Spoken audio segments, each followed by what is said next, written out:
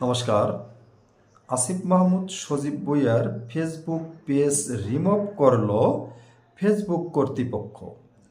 আপনারা আসিফ মাহমুদ সজীব ভুঁইয়াকে অনেকেই চেনেন, অনেকেই জানেন, অর্থাৎ অনেকেই তার নাম ইতিমধ্যে শুনেছেন বা তার সম্পর্কে অনেক কিছু জেনেছেন।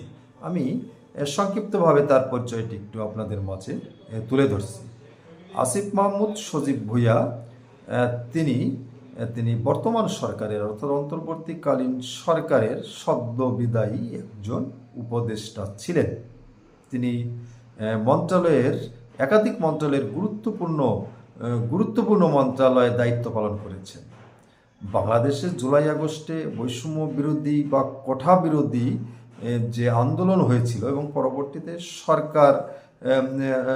সরকারের বিরুদ্ধে অর্থাৎ সরকারের বিরুদ্ধে সরকার হটাও যে আন্দোলনের রূপ নিয়েছিল, সেই আন্দোলনে যারা নেতৃত্ব দিয়েছিলেন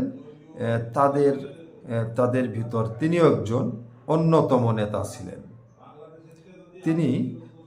তিনি মন্ত্রী পদমর্যাদায় উপদেষ্টা থাকাকালীন সময় বিদেশে যাবার সময় এয়ারপোর্টে ইমিগ্রেশনে তার অস্ত্র ধরা পড়েছিল এবং তা নিয়ে অনেক লেখালেখি হয়েছিল এবং লাইসেন্সবিহীন অস্ত্র ধরা পড়েছিল। এছাড়া আপনারা জানেন তিনি দায়িত্ববান অবস্থায় থেকে অর্থাৎ সরকারের গুরুত্বপূর্ণ মন্ত্রী পদমর্যাদা থাকা অবস্থায় সেনাবাহিনীর সম্পর্কে বিরূপ মন্তব্য করেছিল, যে মন্তব্য সারা বাংলাদেশে আলোচিত হয়েছিল।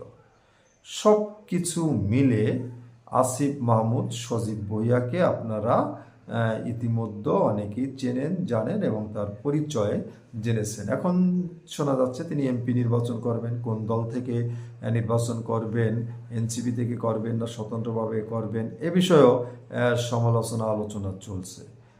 তো যে বিষয়টি আমি শিরোনাম করেছি, আসিফ মাহমুদ সজীব ভুঁইয়ার ফেসবুক পেজ রিমুভ করলো ফেসবুক কর্তৃপক্ষ বিভিন্ন রিপোর্টের কারণে, অর্থাৎ ফেসবুক কর্তৃপক্ষের কাছে বিভিন্ন রিপোর্ট দেওয়া হয়েছে। সে কারণে তার কিন্তু ফলোয়ারের সংখ্যা অনেক, আমার জানা মতে প্রায় 30 লক্ষ। যাই হোক, এ বিষয়ে আপনারা আপনাদের মন্তব্য উল্লেখ করবেন আশা রাখছি। আজকে আর আলোচনা করছি না। সবাই ভালো থাকবেন। নমস্কার।